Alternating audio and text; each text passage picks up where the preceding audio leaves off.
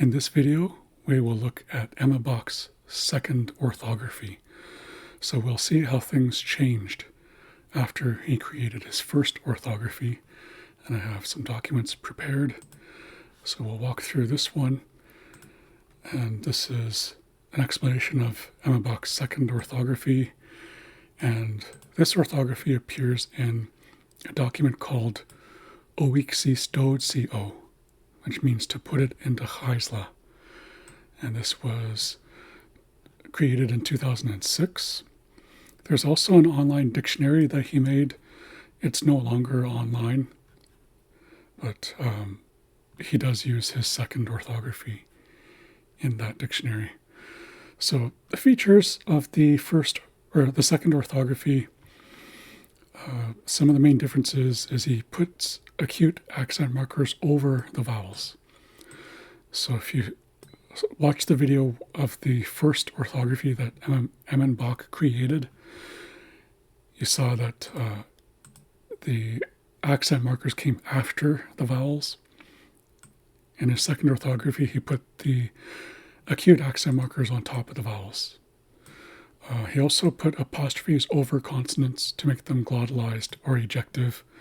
So again, we see that here. In his previous orthography, he put the apostrophe after the consonant to make it glottalized or ejective. He used the same vowel combinations or digraphs, and these are the IPA transcriptions. So you have an A with two little triangles facing each other. That represents a long A. So it's a little bit longer than a single A. We have AI, represented in the International Phonetic Alphabet with this epsilon character. And this is what we hear in English words like met, pet, bet. So this E, this sound is represented by AI in Emmon Bach's first and second orthographies. So none of these have changed. The AU is still the same, where it makes an O sound, an open O. He used the small raised W for rounded consonants.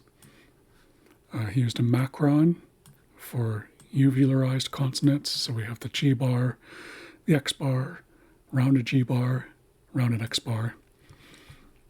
So this is different than a regular G because it's a deeper sound. This is different than a regular X because it's a deeper sound. He continued to use the consonant combinations or digraphs for lateral sounds. So you have DL making the dl sound, LH making the sound, TL making the sound, and then TL followed by an apostrophe for. He also used the C for a t sound. And then the change from the first orthography is that he put the apostrophe on top of the C to make it ejective, to make it sound like t. And then he continued to use the Z for the DZ sound, or like in the English word ads. And what I decided to do here in this document is do a comparison between his first and second orthography. So EB1 is his first orthography, EB2 is his second. So here we see a slam. Whoops, I forgot to change. I'm going to have to change some of these on the fly. Originally this column was the hybrid orthography. So I forgot to change the lambda into the DL. So you have the DL standing for the dl sound. You have the acute accent. You have the accent marker coming after the A, which later got moved over the A as an acute accent marker. And Islam means today or present time. We have baba'o. So you can see the accent marker coming after the A. In his second orthography, he moved the accent marker on top of the A, much more concise. And baba'o means grandfather. T'uta. So you have the apostrophe coming after the C in his first orthography. In his second one, he moved it on top. Accent coming after the U, accent on top of the U. And T'uta means fresh food. And you can see the visual difference between these two. K'atsatnu is quite a bit longer because all of the modifiers come after the letters. In his first orthography and Emmon Bach's second orthography, he moved the modifiers on top of the letters. And K'atsatnu means pencil. Then we have Thlendayu.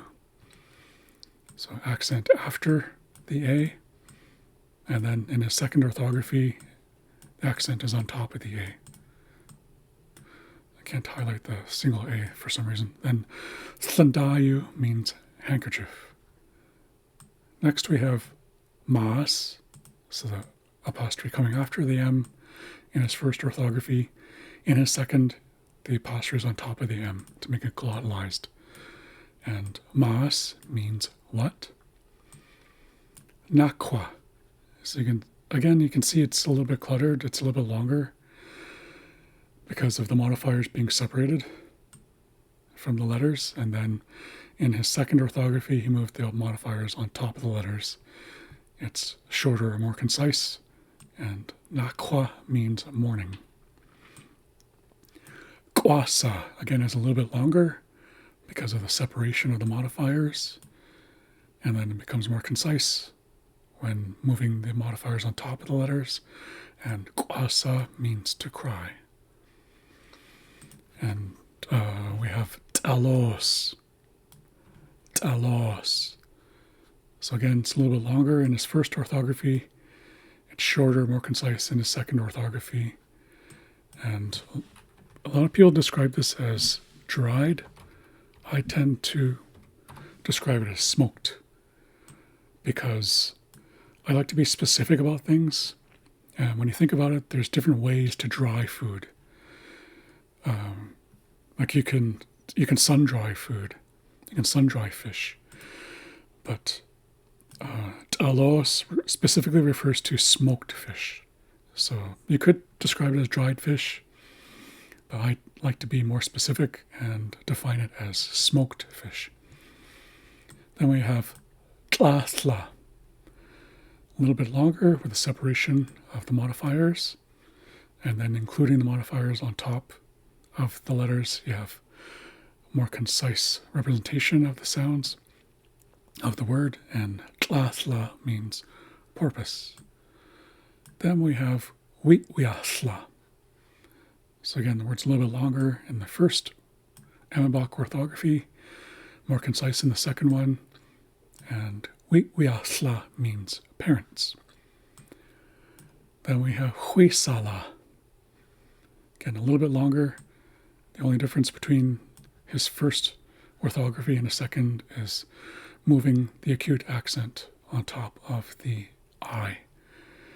And huisala means on that side. Yeah, you go. So again, a little bit longer in the first orthography, shorter in the second one. And yeah, you go means always raining. And then we have zahun. So the only difference is the acute or the accent is separate in the first orthography. In Emmon Bach's second orthography, it's included with the A. And zahun means ulakan. So that's a look at my retyped representation of Emmon Bach's second orthography and how it compares to his first one.